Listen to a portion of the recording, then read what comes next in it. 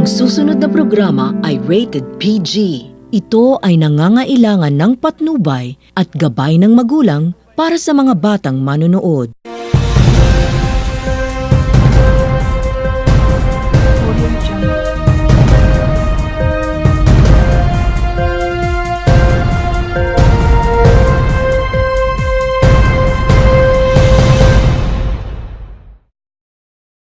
Okay, mayong adlaw sa tanan, kini si Bernal Tixon gyapon sa TED Channel Cable TV Network sa Dakbayan sa Osamis. Kita karon sa lungsod sa Plaridel, Misamis Occidental.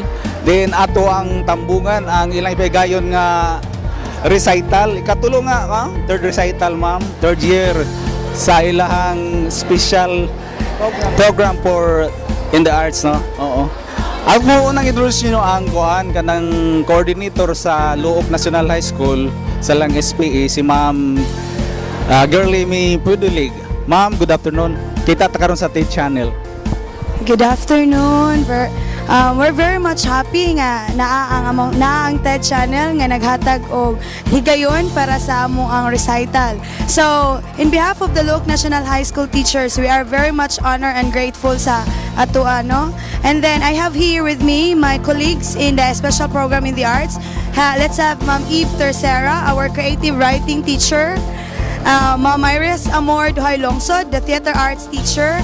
Sir Ken Oriel Rosales, our music teacher. And me, the SPA School Coordinator and Dance Teacher, Girlie May Fodolin. The dancer. Okay, may tani no kay Bibo kay Titanic. Upat ka kuha na itong interview. Ma'am, ikaw ang in charge sa kuha, no? Writing, creative writing. Unsa man nga kuhan kaning kinsa nga mga bata ang pwede ra maka-apil ani nga kuhan? Welcome bantanan or do na siya like kuhan? Criteria kinsa ra pwede maka-apil sa imong kuhan, imong arts sa creative writing? Actually, not all will go to the creative writing class. We have this MEDAS test as our screening test. So there would be a result that they are inclined for writing. That is why they have a higher score for that and inclination.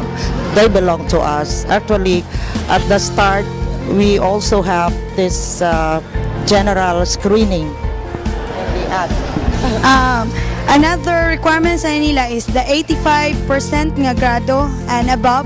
And then of course, they will undergo audition. So to their audition, we will be able to determine the students which would be in line, asas ladapit may in line. And add on is their interview and also the MIDAS result, the Multiple Intelligence Development Assessment. That's MIDAS. Magkakaroon man pila ka book ang kuan, involved ani nga kuan, yung grupo. It's 26. Creative writing. Creative writing, ma'am, usay That's a combination of the three levels, grade 7, grade 8, and grade 9, because this is our third year. Okay. so far unsa kumusta man ang imong assessment sa imong mga kuan, mga bata? Okay, the children can write, and but we're using multilingual, so we don't focus only on English as a medium, but I also encourage them to write in the vernacular, Binisaya o Tagalog. So whatever is, wherever they are comfortable, as long as they could express. But what is important is the genre. So if it's poem, it's poem. If it is song, they can write song. They can also write stories. How about sa kuan, sa kaning movie, sa theater, apil siya gapon ang kuan? We encourage our students to not only stick to their field, so they could be in the theater, especially if the theater needs more. So my creative writers will become actresses and actors too. And if it's more on dancing, then they could also go there. So we encourage that. Si ma'am sa iyang kuan. Okay. Hello, I'm handling theater arts. Learning to act, perform on stage, fighting against their stage fright. Dayon, naanak ko ang mga bagag-bagag na wong. Oh, liwat na ako. So they learn how to act in front of the audiences. And then they have to conceptualize the story. So sila na akong ipahimo ana pag for example, their own experience. For example, gilakag sila iro. So basic but then acquire nila through their experiences. And ma-learn ang acting man good kay dili man good siya nimo pariha sa sayaw, sa dance nga imo ra siyang tudloan og steps masundog na nila kana through emotions and experiences gid na nimo mano. So they act through expressions nga ilahang na learn through their experiences. So diha na mo among i-go down deeper sa ilang emotions para maka-express sila into actions. And they can act na dahil. Sama sa kang ma'am gyapon kanang magig gyapon sila og pasar sa Christ. Yes, screening. Sa auditions, na sila piece, they will act. And then I have 28 students from grade 7, grade 8, and grade 9. All in all, they are 28. That's all. After siguro ko mag-graduate sa cinema sa kay ilang kuan learn Basin, mag-actress sila, pohon. Oh, naay mga they are learning and na ano pud na ma-distinguish na mo ang mga students nga na-adjust sila kaya to improve themselves pa to become a good actress basin di ay sa kadaghan sa mga estudyante na may ma-artista pohon ma-famous award pohon oo pag-moving nyo dito sa eskwelahan. yes Sa national national television. O basta namin Broadway artist pohon. O, di ba? So, ano lang. Pagkakaroon lang, kasama yung mga kuwan, kita na po na sa imong pagkukuhan na nag-excel sila sa kanya. Simple may kuwan. Siyempre, kato ng mga banggiitan, ako'y mga grade 9 nga, naay duha, tulong, makuha na siya na ako nga. They can perform na gid on stage nga with confidence na. Ano po college no? Wala pa. Mag-grade 9 pa man na mo ang kuan. So, third year pa man na mo na ano. Si Sir, Kanang- bayang ka. That, sa music. Hello. I'm Kin. Ako ang nagdala sa mga dili yabag. Ako ang nagdala sa music. Actually sila pud ang composer sa mga songs sa ama recital karon. No? So mga dili yabag ug mga kabalo mo karaw sa instruments. So muna siyang nasa ako pangutan na ko. Ang nana ko karon mga 40. Actually ako ang pinakadaghan. Ang buot daghan siguro ang ganahan sa akong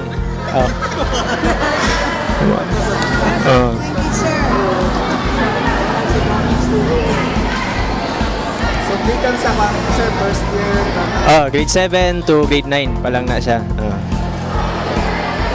So, sa inyo mga Sir, at mga abawan ni ma'am na sila, nag-compose po sila no?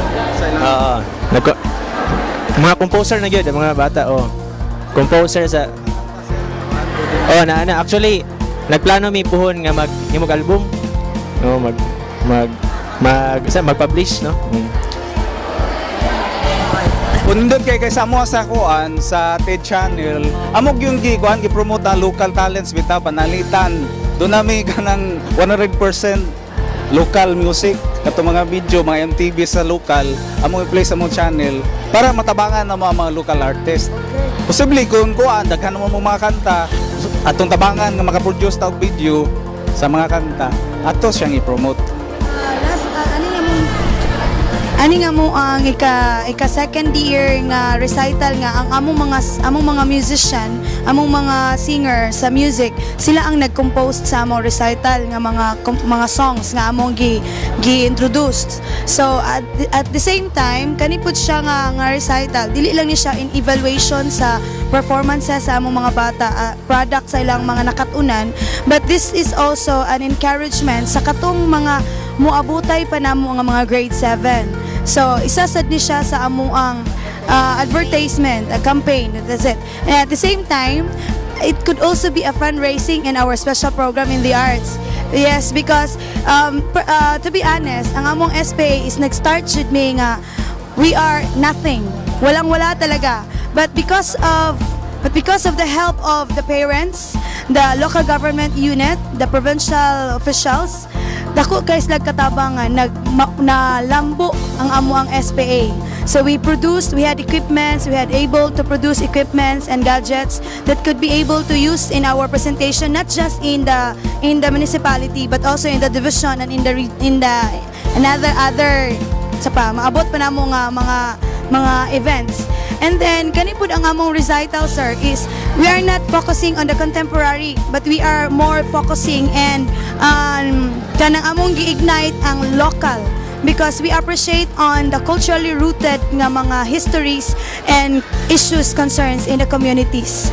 So that's why our recital is unique. It's because it's not original because it is not a form of a variety, but it is a form of kanang exposures of the culturally rooted nga mga traditions and beliefs in our municipality. Sa pagkakaroon, ma'am, iskot ba dito ng pagsugod nyo kulang? Mo gyapon na natabo dito sa sa District 2 ang mga eskwelahan sama sa Tudnakos, Tudila, National Comprehensive High School. Mo sa gyapon kulang sila mga equipment kapag sugod, wala pa bitaw jud. O unsa kulang ninyo karon sa inyong kuan? Kulang bata, kinala bata og kamera, mga organs o panalitan. If we talk about equipments, sa amo ang mga disciplines is ubay-ubay pa jud mig mga panginahanglanon nga makaproduce mi of very quality of productive nga mga students. But at the same time, sa among mga pagpaningkamot with the help also of the administration of the Luok National High School, na nakaproduce pud mi og quality nga mga shows. Char. Quality nga shows. Sa pagkakaroon jud, sir, we talk about materials and equipments. We are very much nanginahanglan pa jud sa mga nga makaproduce mi og pang national na nga kuan. So, kung among iistorya ang among mga panginahanglan nun, minute to mention pa jud. Minute to mention. So, kami sa Luok National High School nga special program in the arts, nanginahanglan kami og LCD screen, CD projector sa among tanang nga rondalya instrument sa among mga bata. Yes. And then kana mga yes sir, sa music kumuna. Music, sir. Naman may plano nga kaya naman may mga composed nga mga songs. So mas okay ginanda kung namin among kagalingon nga recording studio para with complete instruments, mixers, Sa amo pod sa dance is nanginahanglan jud mi og wider nga space sa amo ang dance room. It's because sa among dance room, akong dance nga students is 32 man na sila. So we cannot perform exactly sa amo ang dance room. So adto mi padulong sa among covered court. Labi na og maglupad-lupad nami sa amo ang mga floor scales, sa among mga ballet nga mga techniques. Dito jud mi kay spacious man siya. So nanginahanglan jud mi dako nga room, nanginahanglan mi og kanang LCD screen, mga tumbling mats and so forth. Minute to mention sa theater. Sa amo pud na theater as in murag bisag mirror na lang wala jud mi. As in we really need kanang mini theater lang unta, no? Di kanang open and close curtain kay para setting na mo nga kanang for example nami sa living room so and then we don't have costumes nga mo magamit during our workshop kay every day sa mga activity we will be having workshops man unta. For example nami Romeo and Juliet na unta mi mga declamation nga kinahanglan mig mga kanang for example props para wala we're not equipped with that. So bisan mirror na lang adako for us to look kada bang ma-portrait mo namo klaro ang among expression kay we need that facial expressions kung nag-uol ba mi makita ba namo nag-uol. So inana so na magali mga malumuang kasing-kasing din ha we are very happy, willing. We are very willing. Asata. Kaning sa amo ang mga costumes, ang gimin mo sir is, ang among costume is, gikan jud na siya sa mga tabang sa amo ang SPA parents. At the same time, sa among local government officials, nga ilang gihatag na mga local fund, nga gi-support sa SPA, and the PTA board officials nga naghatag PTA fund sa among school.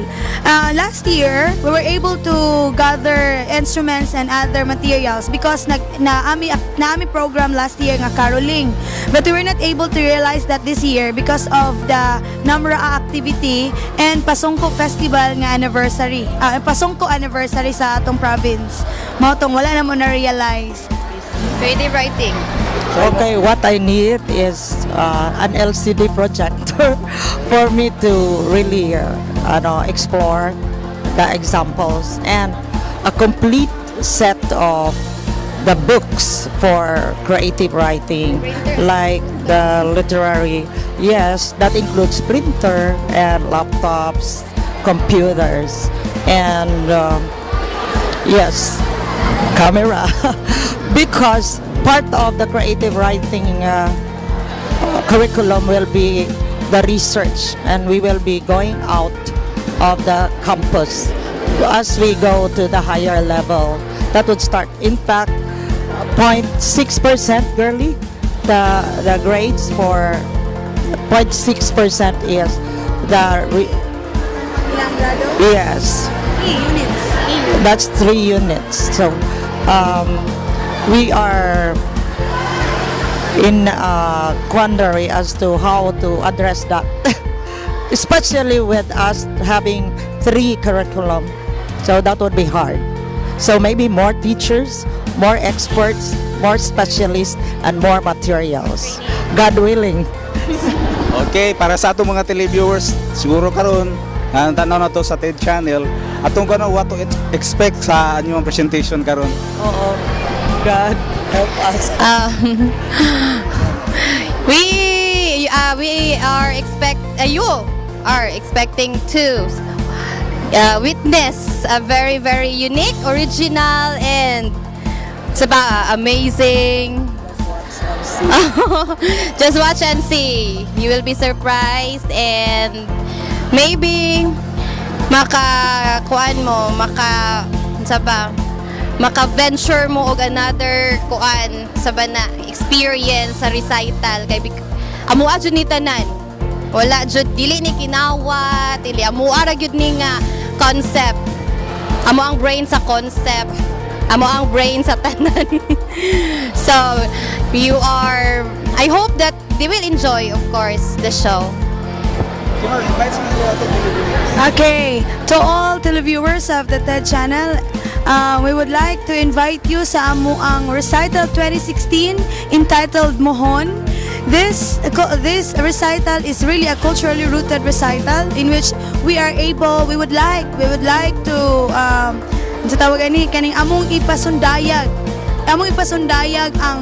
ang yutang na tawhan sa Plaridel ang kabilin sa Plaridel ang kaayo ug ang kaayo sa mga malupyo sa Plaridel ug ang bahandi, ang ang kakugi para makapot ang mga mithi ug damgo.